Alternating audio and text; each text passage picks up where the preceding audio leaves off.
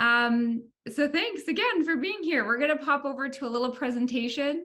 Again, feel free to put your name and where you're calling from into the chat. It's so nice that some of you are. And we'll do a little presentation, then we'll come back and we'll start chatting amongst ourselves. It's really nice to see some of those chats already. And Fleur, that book is incredible. I love that book so much. Yeah, Braiding Sweetgrass is a really wonderful perspective changing book. And we're going to be talking about that in this tutorial. A lot of what we're going to be kind of looking at today is that perspective changing. How do we broaden our perspective? So I'm going to go over to the presentation. Can everybody see that? Yeah, okay. Feel free to unmute yourself at any point to ask a question or make a comment. There's going to be specific points where we stop and reflect together. So again, welcome. This is the design tutorial on considering deep ecology in our design, and what an important topic this is. So just to start off, when you hear the term deep ecology, what do folks think about? What comes up? What's top of mind? I'd love to hear just sort of that, like, even if you aren't familiar with the pedagogy or the concept itself in a deep way, what just comes to mind when you think of it? Yep, go ahead. I feel it's sort of just understanding everything, and like when you walk outside, I feel like and this is, in part of my presentation for Monday, I put that you're in the middle, not up the top, that you're a part of the whole. You contribute to everything, and everything happens for a reason. That makes sense. Yeah, that you are a part of it. And I think that's a great idea. We've discussed that too, and came up in some of our previous design tutorials. There's a great image where, it shows we can think of ourselves as apex species. And for so long, we, culturally humans have on the earth. And so we're trying to remember ourselves actually as within the whole, like you're saying, Fleur. Yeah. Does anybody else have anything that comes up when they hear that term, deep ecology? What comes to mind? I was just reading about it the other day when I saw this conversation coming up, and the thing that really sticks in my memory is about like the earth doesn't necessarily need us to be here, but we sure as heck need the earth to be here. It's sort of like, not like, we should be gone, but that like the earth will carry on just fine without us. Right. Yeah, and kind of that gratitude piece that comes in for that, of just like, wow, you're really taking care of us. And we think we're doing it all sometimes, but like humbling ourselves in that way. That's what I'm hearing, Kate. Yeah, thanks. Anybody else have anything that just like pops up? Yeah, Leslie. I keep trying to unmute. I'm not doing well. I often think of like the whole Gaia theory, and I feel like we're just our cells in our body are just like little holograms of like it ripples out. Everything is connected in quite almost magical ways. It just feels like there's just all these holographs, to me, is the way I see it, and we're all just a little piece of a bigger piece that's all working. And actually in the Braiding Sweetgrass, I love the Robin Wall Kimmerer, because I don't know if it's in there, but somebody had asked her, like, maybe we shouldn't be, we're like a blight. People are blight on the planet. And she's like, no. And she talks about how sweetgrass couldn't be here if we weren't here, because it takes the tending of it and the thinning for it actually to thrive. Otherwise, it chokes itself out. And we know that the indigenous people managed the land before we got here with the burning, so that they could keep. So there is a way for us to actually give back in a really big way if we are respectful, like, learn to observe and listen to some of the old ways. So I see it's like it all kind of is a big thing, all organism working together. Yeah, I really like that. I'm hearing two main things with that, Leslie Ann, that idea of like the hologram or the microcosm and the macrocosms that exist in so many things, like even within us as individuals, this like microcosms of all the different, microbes that exist all over us. So we're more other cells than we are human cells. Yeah. And then that macro, like the bigger picture of like Gaia as one organism and us just as part of it. And I often, the other thing I heard, which is kind of in response to what Kate just said, and I've also heard that as a response to kind of that perspective, Kate, is that, and I tend to lean towards this one, is that, maybe the earth necessarily could go on without us. And yet, where are we in terms of the bigger picture? Because if we truly are one part of this whole ecosystem, then what is our role within it? And in fact, maybe we offer and we serve, when we remember our place within it all, maybe we actually serve a very important role within it all. So remembering ourselves in that way, again. I think a lot of people might not know where their place is. Yes, I know, which is, I don't know about the rest of you, but why I find learning about regenerative systems and permaculture design so inspiring, and also learning from Indigenous practices, learning from traditional cultures. It's such a good reminder of how actually can we be here in a good way.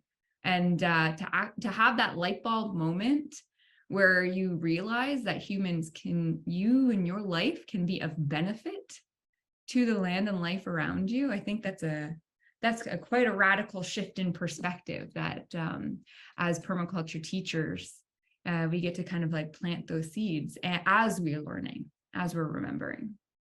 Yeah. Such good feedback. Yeah.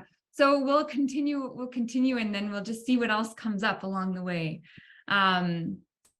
So when we think of deep ecology, it's just like what we're talking about, right? That perspective shift that gets to happen from one that we a lot of us were enculturated with or brought up with, which is that humans are the apex species, and maybe everything is here for our taking, and what is value, and how to relate to life.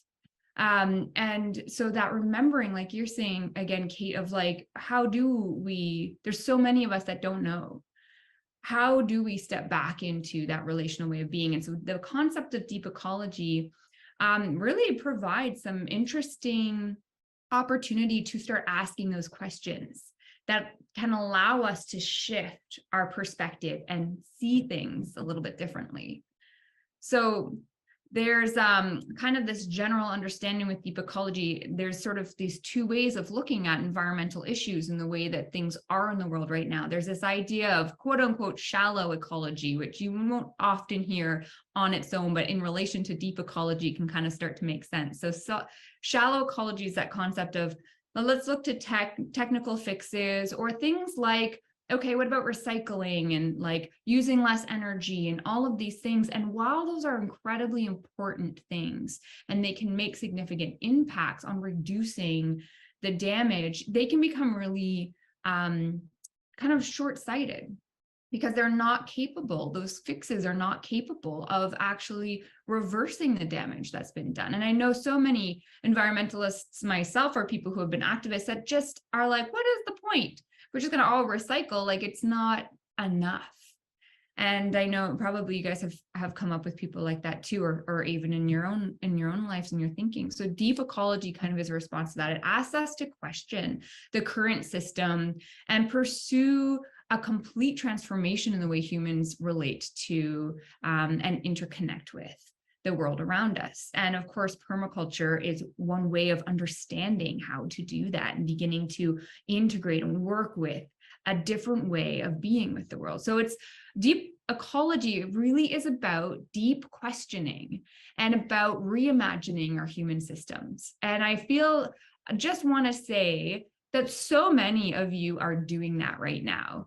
Being in this permaculture course, doing your designs, doing your assessments, going out and listening to the land, you are asking the deep questions and you are reimagining how we can have our human system. So I just want to take a moment to say that this is something that I'm really appreciative of everyone here for that reason.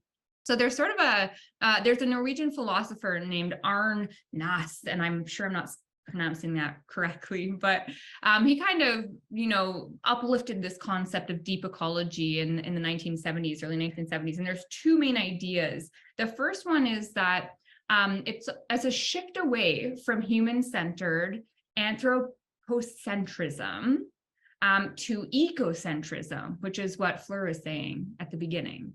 So it's a step out of like humans are the dominant into we are part of this beautiful world. So anthropocentrism, just to break it down a little bit more, is valuing every living thing only as much as the material or the physical benefit it provides to humans. So that gives us a lot to reflect on when we're working with our designs, because there are a lot of things that we want to think about in that way.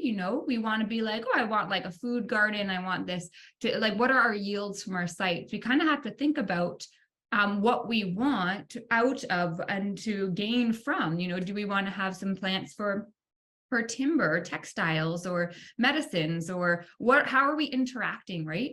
So we do kind of have to begin to think about this, but deep ecology allows us to open that a little bit further. We don't just value these plants and these animals and the life around us solely on what they provide us. We actually get to be invited to move into ecocentrism, which is valuing every living thing for its own sake as having inherent value, regardless of its utility, because it is another living being.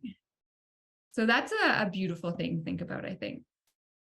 The other main idea of deep ecology is that humans are part of nature rather than superior or apart from it. So therefore, it is our responsibility. This is our role within that ecosystem, is to protect and care for all life on Earth as we would protect ourselves and our families. And that to me becomes this like really beautiful and profound perspective shift, because it invites us into responsibility in a way. It invites us in to being caretakers of the land, with this notion that it's my duty, it's my job, this is me, this is my family, so I need to treat the life around me as my relative. So how do I do that? How do I start designing and working like that? So again, those two main ideas are just the very short version of it. And I will say that this is a really big topic right now in the whole course. So Morag is going to be bringing in John Seed actually soon for a masterclass. Yeah. So John Seed is very affiliated with Joanne Macy and the work that reconnects. And so this concept of deep ecology, stay tuned, because this is an up topic right now. There's also a podcast that Morag did recently on this topic as well. So it is something that there's a lot of availability to dive into. But the two main ideas for us as we think about our design, I wanted to simplify and just keep it really the essence of it. So from the anthropocentrism, say that 10 times fast, to the ecocentric. And then as part of the whole web of life, we care and protect all life as we would ourselves and our families. So thinking about those two things. So then the question for me becomes, how do we do this? Because it's one thing to shift a perspective in our minds. It's one thing to shift an idea, right? But it becomes a very another thing, different thing to know it, to like feel it in our bodies. And that's where kind of, as we move forward with perspective shifts and paradigm shifts, we actually want to be moving into, how do we know that in our bodies? That the land around us is our relatives, that these other living beings are our relatives, and we are just as magnificent as them, as part of this living, beautiful web of life, from the very smallest ones to the very largest ones, and us in there as well. And how do we allow ourselves to feel that connection? How do we begin to think about entering into this concept of deep ecology in our designs by actually going out and being with the land and the rest of life and building those relationships? You know, how do we begin to show up in that way of, how do I take care of you? What do you need? We're starting to ask questions, and we're starting to play with and dance with concepts like the truth of life. What is the truth of life? Is this ecocentrism like more relevant or real? What is the beauty in life that we can feel in our bones and our bodies, and just know that that joy and that connection that we are taken care of as part of this beautiful web of life, and that there is no boundary between ourselves and the other. And there's this beautiful thing that when we do step into that place of falling in love with life, that tends to be where it comes from, because we will protect that which we love. So as we think about our designs and think about what can I do, this is a big concept to think about. How can I fall in love with life more, with those around me more? So we're gonna do a little exercise, and then we're gonna chat about it after, just to start playing with this a little bit together. So this exercise, the intention of this is to begin to explore that. How do I fall in love with life? How is it possible to fall in love with life even more? So we'll see how it goes. Feel free to feel uncomfortable, or allow yourself to just let go and fall into this in however it feels right for you. So I invite you to just put your feet on the ground and kind of close your eyes and breathe a few deep breaths and settle into your bodies.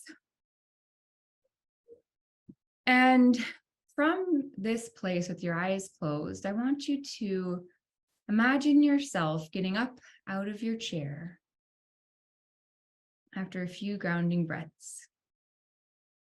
Allow yourself in your mind to get up out of your chair and wander towards the site that you're working with right now. You know, and in this way, it doesn't matter if it's, miles and miles away. You can just gently step into the site that you're working with. And I want you to move into that space and just allow yourself to notice, who is around me right now? In this space, what is the history of it?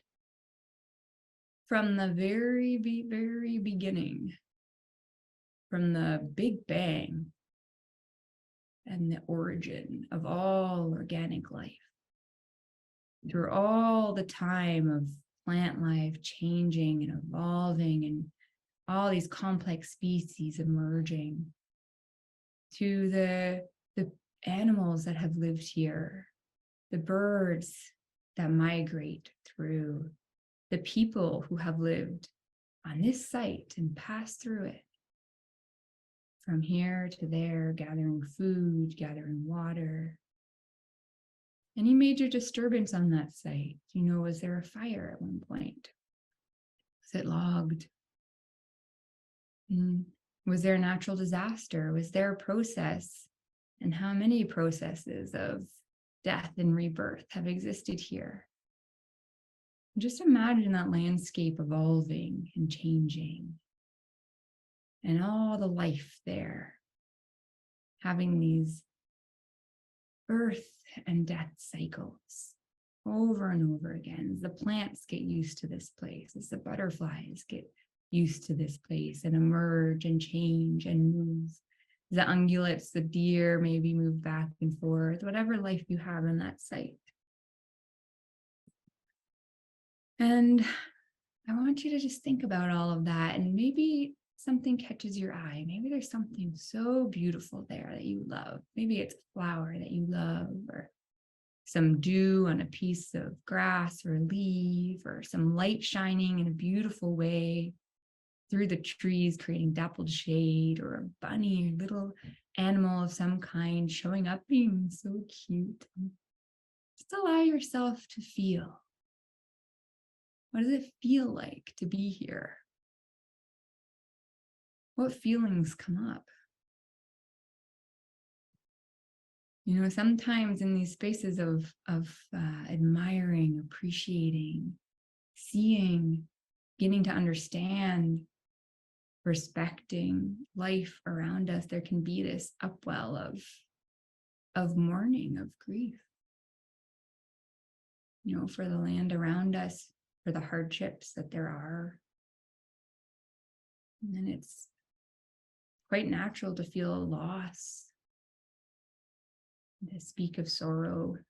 It's appropriate at this time. And as you feel those feelings and acknowledge them and examine them and release them, look a little deeper. There's something more underneath those. A passionate caring. A passionate, beautiful caring for life that is at the ground of all those feelings, all those emotions, even the hard ones. And that concept of loving life, this beauty around us, this gorgeous, delicate, beautiful life around us, is the idea of deep ecology, and this idea of love, of life, explains our pain. So I want you to listen to those around you right now. Listen to the birds. Maybe listen to the wind. Imagine you are a channel for their conversation, for their feelings, for their thoughts. Practice listening. What are they saying? And if you have somebody in front of you in your mind's eye, maybe ask them a question. And just listen. Yeah. Wow, a shared experience. And as you stand in this beautiful place, notice what you smell. It smells so good. And notice the sounds around you that are so nice to hear. And feel what it feels like on your skin. You know, do you have toes touching the earth? Do you have some wind on your cheek? Take a deep breath and give your thanks to this place that you get to call home. And after you've given your thanks and given one last look around, come on back to yourself here. And when you're ready, you can open your eyes.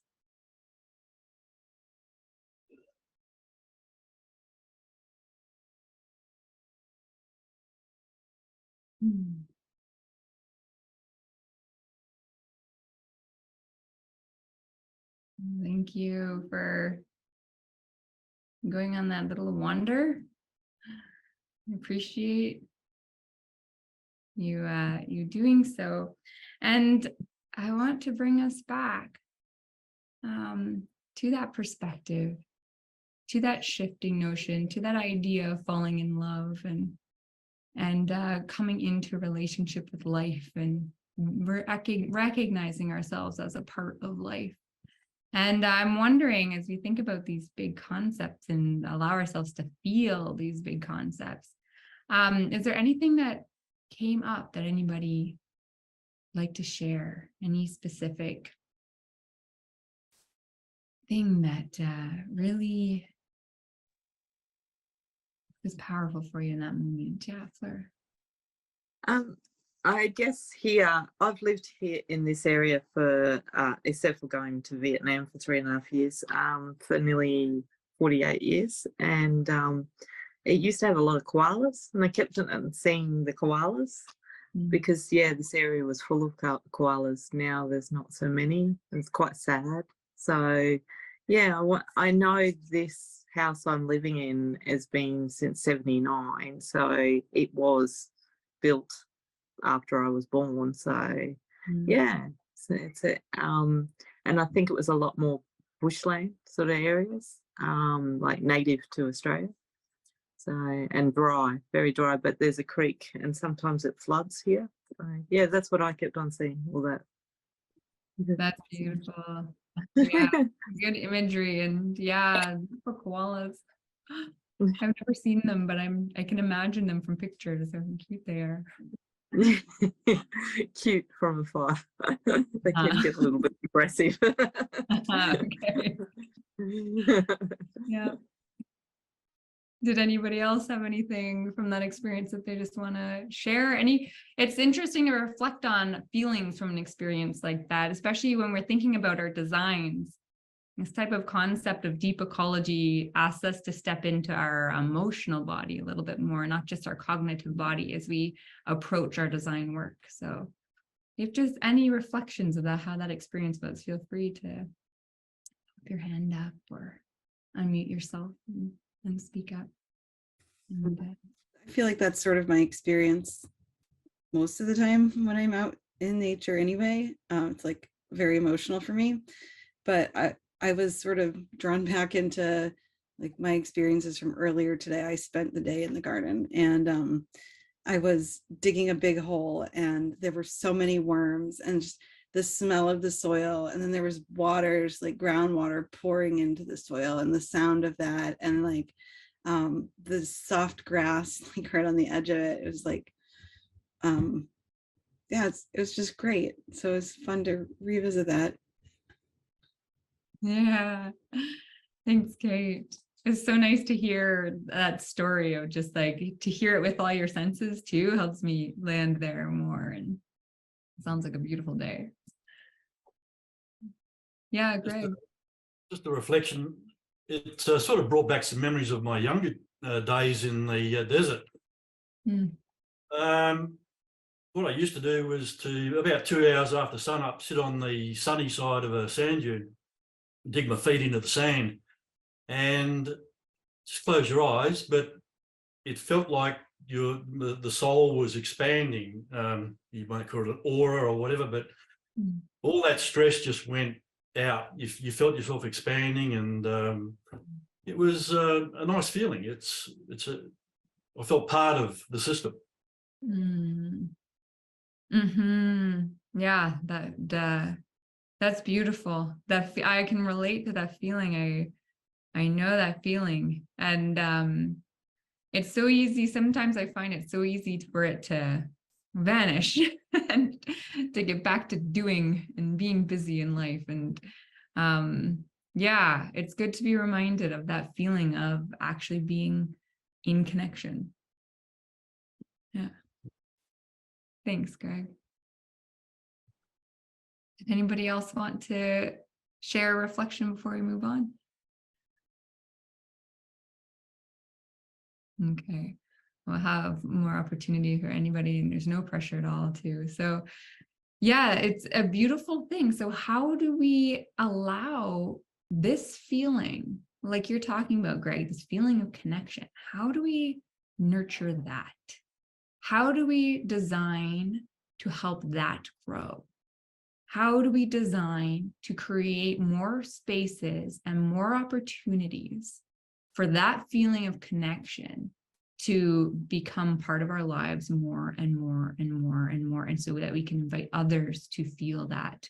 What does it take for us to get there, to feel like, oh, this is so good, I feel so good and connected? What does it take to get there? So again, that idea of moving ourselves through our interactions, through our relationships, rather than necessarily through our minds, through our cognition, from a perspective of that human dominated to ecocentric, and then to also be understanding ourselves in connection as part of a web where that love and affection and gratitude is something where we just automatically say, how do I take care of you? I just love this life around me. What do you need? How do I ask those questions? Right? And those types of questions, those feelings, that's what changes it. That's what moves us. We start to think about that when we think about our food systems. Well, how does it look different? How can we transform our food systems?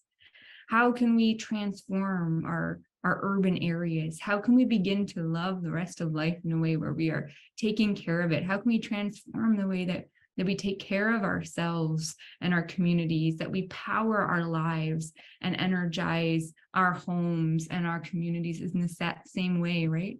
How do we keep designing in a way that is coming from that place of connection? And what from that place are we called to do? What can we do when we want to take care of our waterways and we love our land enough to make space for the wildlife who are moving through it? Because that's our priority. You know, a lot of the Indigenous elders that I've worked with before, they say that's the priority. The food is the bonus. So what can this life look like? What could this image be in our minds? How can we create this? How can we share this? How can we talk about it? How can we design for it? You know, how can we teach about it? How can we create that feeling so that we have that recognition of what it is that we are transforming and being able to move into? So how can we do that? Let's talk about our designs. Let's think about our spaces again. Think about your site. Think about the area that you're working with. What about it have you been designing with that in mind? There's so much that is inherent with permaculture design. It allows us, it encourages us, and it teaches us how to come from that place. But it also, this concepts of deep ecology, and when we think about it and we celebrate those feelings of connection, it allows us to orient the why we're doing what we're doing, so that our designs can really reflect that, so that we can have these big green spaces, so we can use and work with what we need and don't take necessarily more than we need. What's happening in your design that is allowing for that connection, that is creating spaces for wandering, for movement, maybe for slowing down, for feeding the other, for loving and taking care of the life around us? And how are you reimagining some of the human systems that we live in now with this different perspective? So I'd love to hear what came up. And I imagine that some of it is already really at play for a lot of us. You know, there's not too many people that come to permaculture design because they've never had any like intimate connection with nature. Most of us are deeply in love with life. And some have also, you know, there are times where we become disillusioned. We need to be having these conversations of what this transformation is really about. So how can we consider deep ecology in our design? What does it look like in your design work? There's a few specific questions I'd love us to reflect on, and I'll go through them and then I'll pop them in the chat and we can just talk. I'm also working on a community garden design right now and reflecting on these things at this moment. So we can just have an opportunity to reflect together about where are the edges that we can be pushing on in our designs and our work right now. So what strategies or permaculture principles can we use to ensure our design is working with the concepts of deep ecology? So I'll just flip over to the permaculture principles for a moment. We'll just take a little look. Are there any in here where you're like, oh yeah, that helps me in this way? That's something that I maybe can lean into more. That's one that I can talk about when I'm talking about this with my students. What permaculture principle can really help us in our designs to integrate these concepts of deep ecology? Okay. Yeah. So we'll pop through and then we'll come back to them. So how does your design respect and take care of other life? So maybe some of you have pollinator gardens or bat boxes, or maybe you're getting really creative with how you're doing this. I want to hear from you. And then the third question is, how can we create a design that respects the beauty, diversity, and autonomy of other life forms? And that autonomy piece, I think, is a really interesting one for us to consider and take time to reflect on the autonomy of other life. I have to be reminded of this one a lot when I think about like oh, the pests are eating my vegetables or something where I'm like, ah, wait, how do we keep working together here? So here are the three. I will pop them into the chat. And if we just start with this first one, how does your design, or let's start, sorry, it's the middle one here. What strategies or permaculture principles can we use to ensure our design is working with the concepts of deep ecology? So I'm curious, I'm going to end the share. Oh, stop screen. And I'm curious, what's come up in that way? Are there any permaculture principles that are real standout for you right now? Yeah, Fleur. I just threw my book all over the place. For me, the biggest thing I started doing was the waste. I mean, you don't realize how much waste. Really, the biggest thing would be the waste is really another person. One of the big things I said was, one man's waste is another man's treasure. So it's a statement, and really it is so true. And really, our waste is Earth's treasure, really. And I've been really really cutting down my waste by doing that and using worms. And in my case, the possums love to eat my waste anyway. So I can dig it as much as I like and it still finds a hole and digs it all out. So, but yeah, so waste is and that was one of the things on that thing was about reducing your, like having a no, produce no waste. Yep. Exactly. That's a great one. I really like that, Fleur, because that one really does invite us to get creative as well. I was actually just talking to a friend today who had been working for elections, and they had all these plastic barriers up between everything because the voting was still trying to be COVID safe and friendly. And then they were going to throw away all these plastic dividers, and they were like, no, we'll take them. And they ended up cutting them up and using them as tree guards in their community garden. And I was like, that was so resourceful. And I value people who can do that because it takes creativity. And you have to think outside the box, and you can see something in a different way and have an application in a different way. Yeah. In my case, I used to, my grandfather, I remember going along to his house and him saying, oh, don't waste that, because he lived in after the war. And I think even to the point that he used to collect all the soap, which was a little bit gross, but and put it all together in one soap piece. But he was resourceful. And he learned that because they had nothing, you know, they had to learn to really be very careful. And I think that's something you learn. So Yeah, and that's so good because it really does talk about kind of that idea of interacting with ecology, because not only are we now like backpedaling from a rapidly, you know, disposable lifestyle, right? Let's move backwards, actually. Let's like not go into that ultra consumerism way. Let's start reusing and putting things, recycling, right? Reusing, how do we make use of the things that are already here? But then when you start thinking about it, when you start talking about it too, Fleur, it's actually goes past that. How do we just do less damage into how do we start feeding back in? How can like the waste streams coming out from the local restaurants or the schools or whatever actually be building soil? How can these waste streams be creating opportunities for more life to flourish rather than just to do less harm? So yes, that's a great one. Yes, Deborah.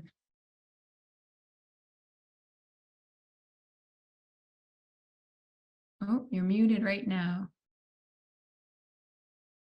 Sorry. Now we're on. Hi, everyone. So we have from the washing machine, the laundry tub washing machine, we have a pipe going out to a hose going out to the garden in our yard. So people have to just walk over the hose. They'll all ask what it's for. And the local community gardens here, as well as our compost for our own house waste, our local community gardens have a food loop. So it's a hinterland town of Sunshine Coast and Yandina. And the cafes and restaurants in the area, there are people, volunteers from the Yandina community gardens who go with buckets and collect the food waste from the restaurants and cafes in the area to put into their big compost system at Worm Farm, and the community are encouraged to come and get a trailer load if they want to of compost and like Worm Farm nutrients. So that's one big thing here. We provide for wildlife. I think there's been possibly a river or creek that's gone under our place originally before the waterways were changed, because we have certain things that come certain times of the year just through our property passing through, which is better than staying put. That's so interesting.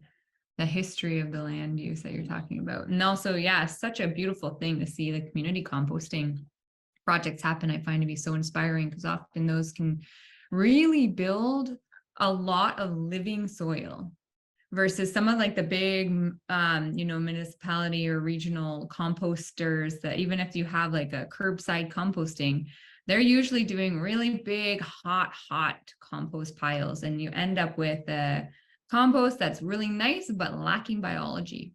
So when you can do it in more smaller scale, community scale composting, you really have the potential to be tapping into that waste stream in a way where you are able to create compost that's alive, soil that is alive, microbial rich soil that's already teeming with life.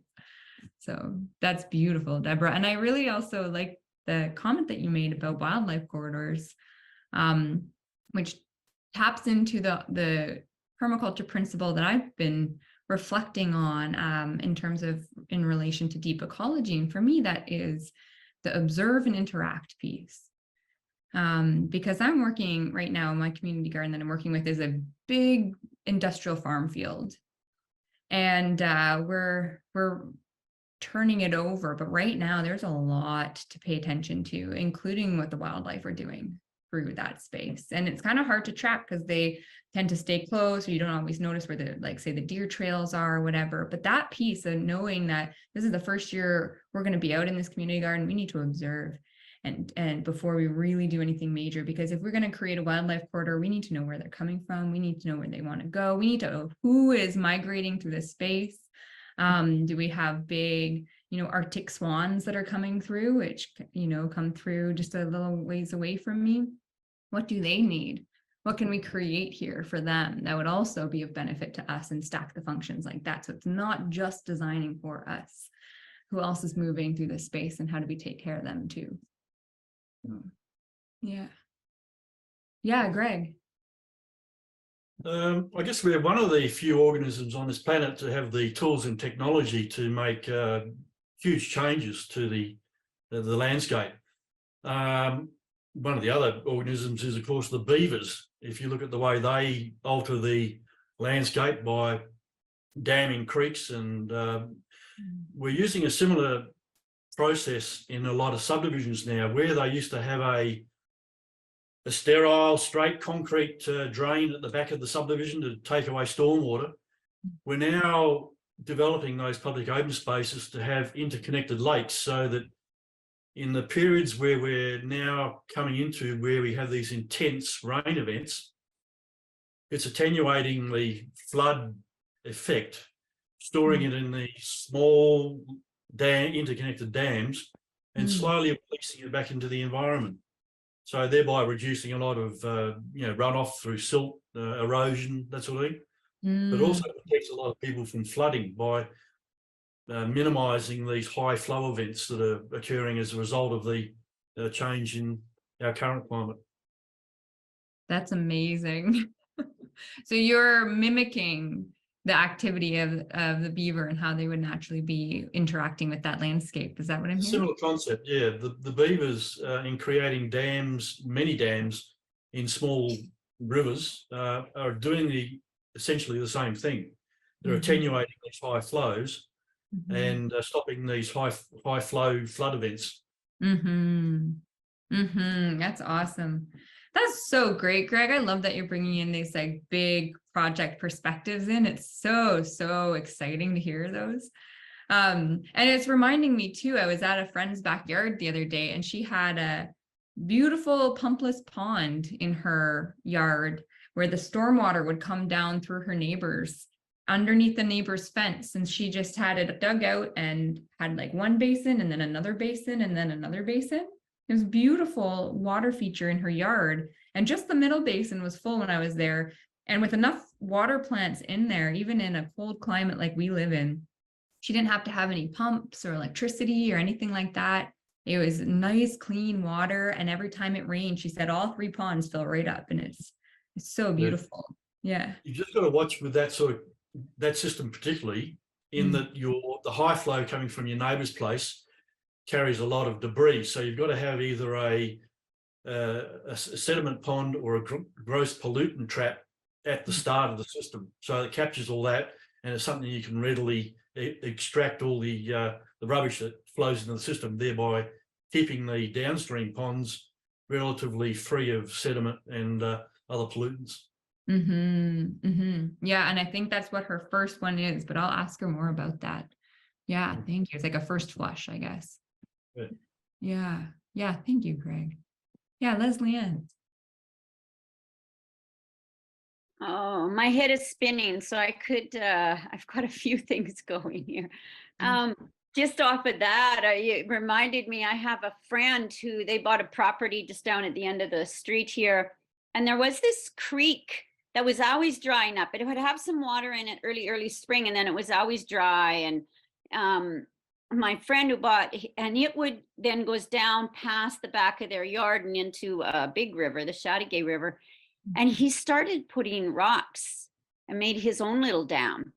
And you're not supposed to do that around here. And his partner is like, oh, I hope nobody stops us. And I went, oh my goodness, he's just being a beaver. You know, he's Andre's our little beaver. And that creek now has water all the time. The cattails are growing. I've seen a heron in it. There's just so much life that's happening now because he went and did that. It's just awesome. But for the deep ecology thing, like I've thought, like, I don't know how this fits into design though, because the one thing that in that Robin Wall Kimmerer book that really struck me the most, and I feel that we lose so much of it, is in the English language. Does not put place, you know, like a tree is an it. We name all these things.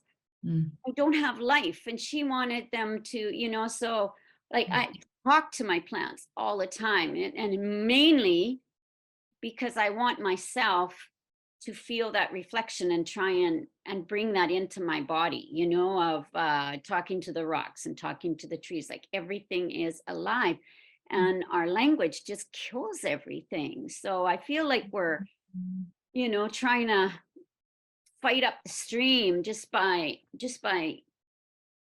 the language. For my property right now, my new big thing is native plants, and I'm actually become you would probably know, I'm a David Suzuki Butterfly Way Ranger, and we've landed I started it last year, and this year I've got a brilliant team, so we're like getting the message out. I mean, I'd been a gardener for over 30 years. I'd been a environmentalist for over 30 years, and nobody had told me the connection. I had no idea of the connection between pollinators and native plants. It was like, how did I miss this? Where? I had nobody told me this. I was just blown away. This was, thank goodness to COVID, because that was what I was doing, watching YouTube, you know, and I discovered this, and it was like, my God, I can't believe it. So my yard is full of all kinds of invasive plants, but I never minded it. I always would say, okay, so you can be there as long as you're sharing with, just don't take up too much space. I'm just going to ask you to be a little bit more polite, you know? And, but I'm wanting to get rid of them and start trying to slowly get my place more native. If it's not vegetable, if I'm not eating it, then to make a better habitat for our natives. I have quite a few birds. It's already pretty wild.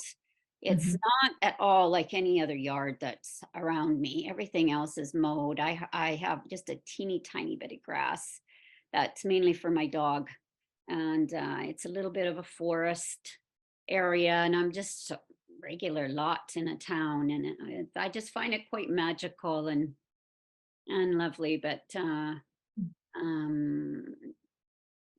so that's where I am. Yeah. Yeah, thank you. I mean, I really appreciate that strategy that you're talking about, which is bringing in a lot of native plants, and that's a huge one. Especially when we're thinking about more than just our site. It's often something that I like to talk about whenever I'm working on a design with somebody. Like if I'm working on a permaculture design for their site, if it's an urban site, for example, we'll do a lot of the assessments, and we'll do a lot of those things together, because it's great educational opportunity to work with the client and do the assessment. And they have so much of the information anyway. But then it's so nice to just like zoom out and be like, what is the surrounding area like? Where are the parks? Are there waterways? What is the watershed doing? Are there already like pollinator strips that are happening through this area? And you start to just see the opportunities that can exist, or you see like where the work is that needs to be done.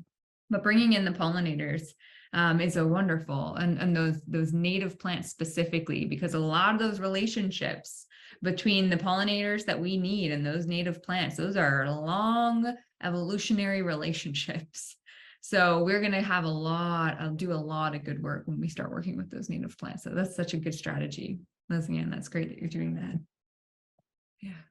Yeah, Kate.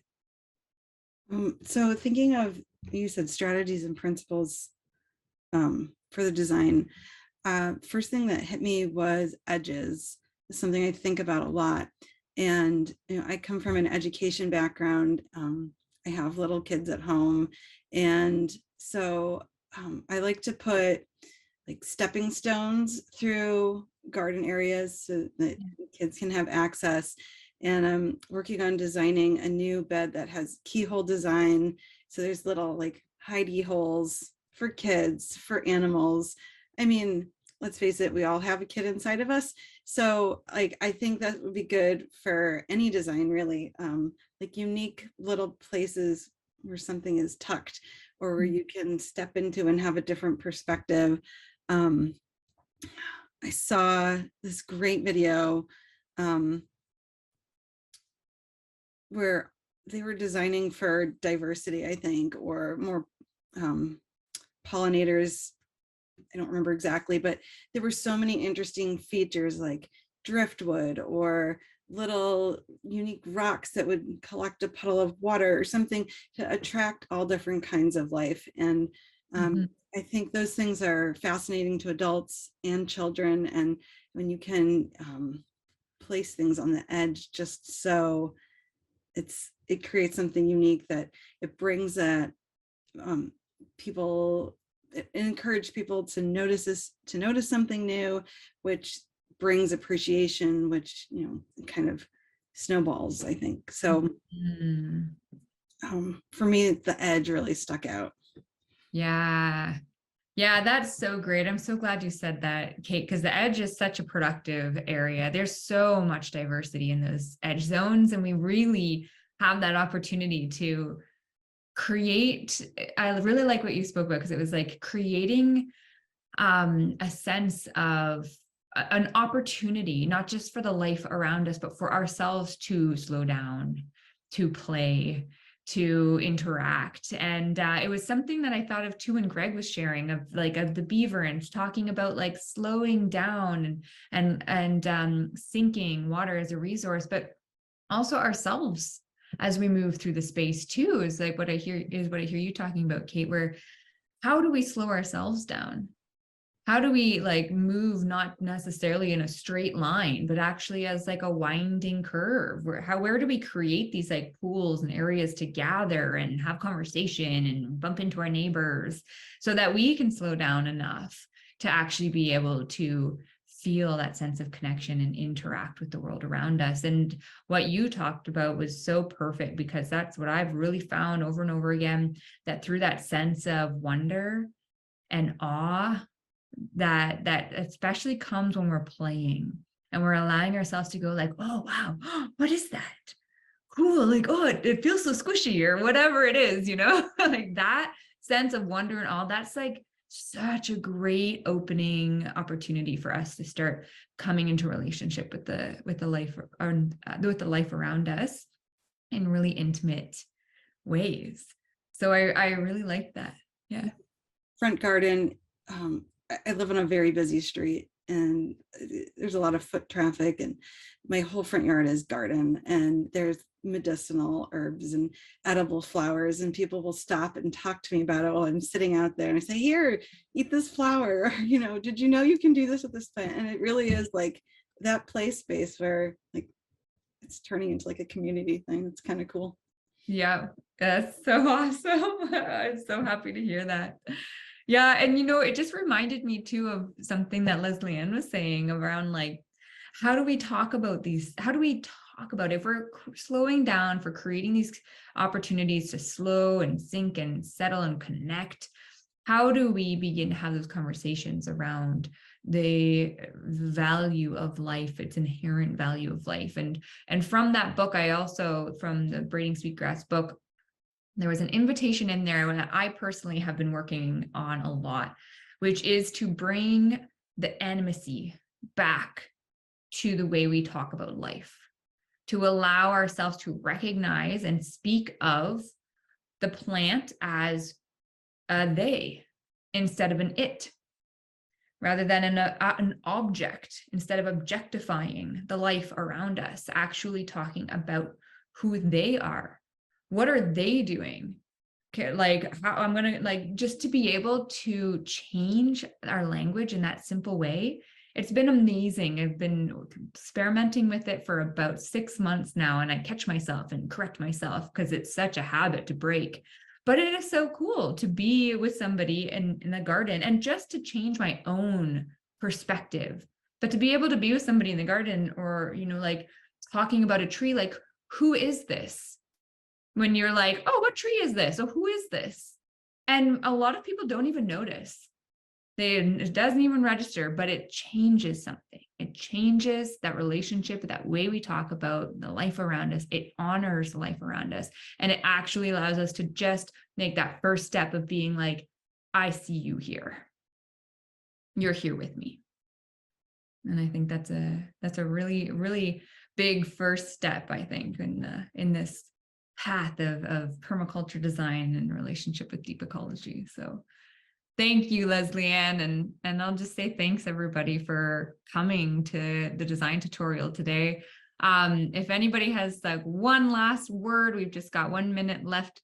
If there's anybody, I know some of us haven't spoken yet, if you feel like just saying a word or two about how this was, feel free. I just want to make a little bit of space for that, and no pressure either.